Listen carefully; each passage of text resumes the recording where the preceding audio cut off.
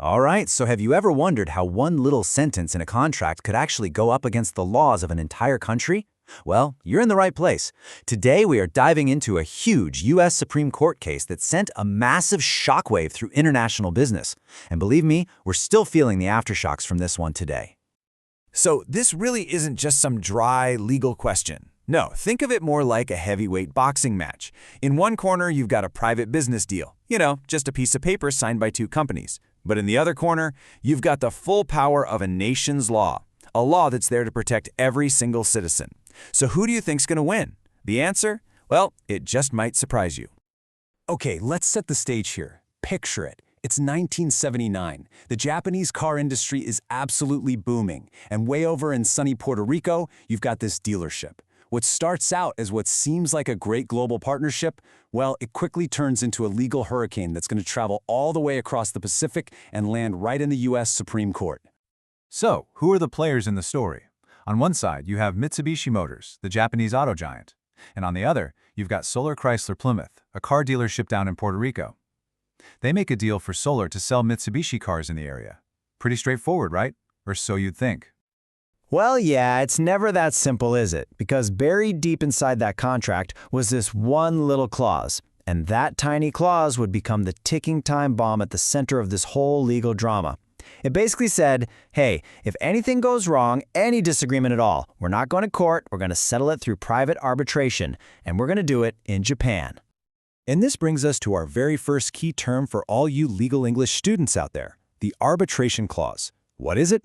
Honestly, the easiest way to think about it is like hiring a private judge. So instead of a super long, public, and often expensive court battle, both sides agree to let a neutral expert, we call them an arbitrator, settle things privately, behind closed doors. It's supposed to be faster, more efficient, but as we're about to see, it can get really, really complicated. So you've got this arbitration clause just sitting there in the contract, and things are moving along. But what happens when the deal starts to go south? Well, as you probably guessed, it didn't end with a handshake. Sales tanked. The finger-pointing started, and what was just a business disagreement, well, it completely blew up into a massive international legal fight. But here's the kicker. Solar didn't just say, hey, you broke our contract. Oh no, they raised the stakes way up. They accused Mitsubishi of breaking a major U.S. law, a really important one designed to protect the entire American public from shady business practices. So suddenly, this wasn't just about selling cars anymore. This was about public policy. And that powerful law?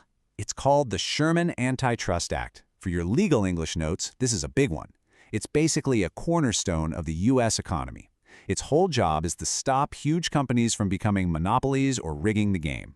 It's all about making sure there's a fair fight in the marketplace. So what Solar was saying was, Mitsubishi isn't playing fair, and it's not just hurting us, it's hurting the public. And boom, that sets up the core conflict of this whole story. You've got a private contract going head-to-head with a public law, a promise made between two companies versus a law designed to protect an entire country. Which one do you think should have more power? The entire case, everything, boiled down to this one monster question. I mean, just think about it for a second.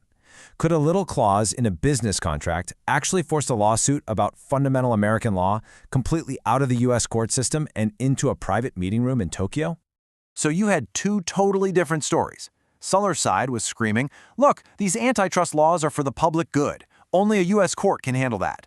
But Mitsubishi's argument was just as simple and honestly, just as powerful. Hey, a deal is a deal. We both signed a contract. It says we arbitrate in Japan, so let's go to Japan. Now, this was way too big for a local court to handle. The implications for all of international business were so massive that this case climbed all the way up the legal ladder to the highest court in the land, the Supreme Court of the United States. At first, the lower courts totally sided with Solar. They said, yep, American antitrust law is just too important to send overseas. But Mitsubishi didn't give up. They appealed. And then, in a move that honestly stunned a lot of people in the legal world, the Supreme Court flipped the script. They completely reversed the decision and sided with Mitsubishi. The arbitration clause was going to be enforced. But why?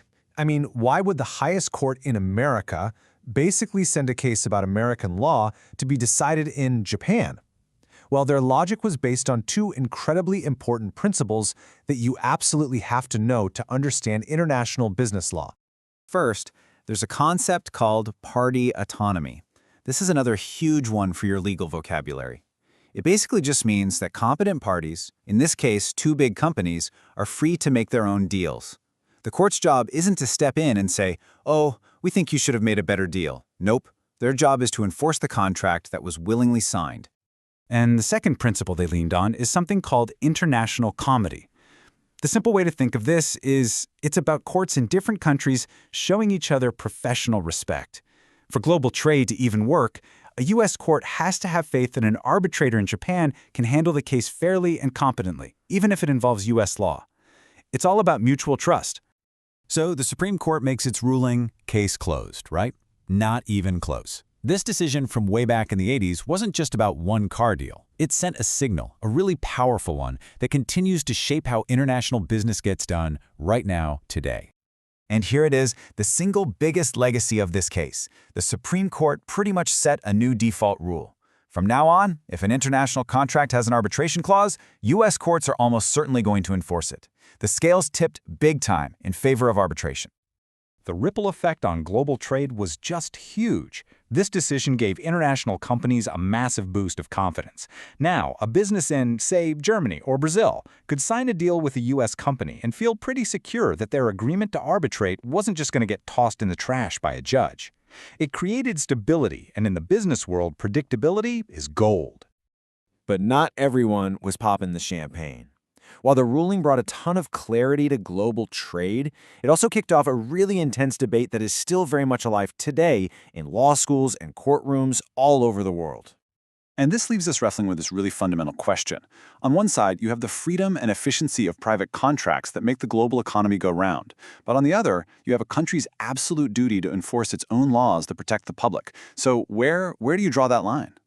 And that kind of brings us to the final thought I want to leave you with. In this crazy interconnected world we live in, have the rules of global business basically become a law unto themselves, sometimes even more powerful than the laws of an individual nation? The Mitsubishi case gave us an answer for its time, but that question, that's something we are all still dealing with every single day. Thanks for joining me.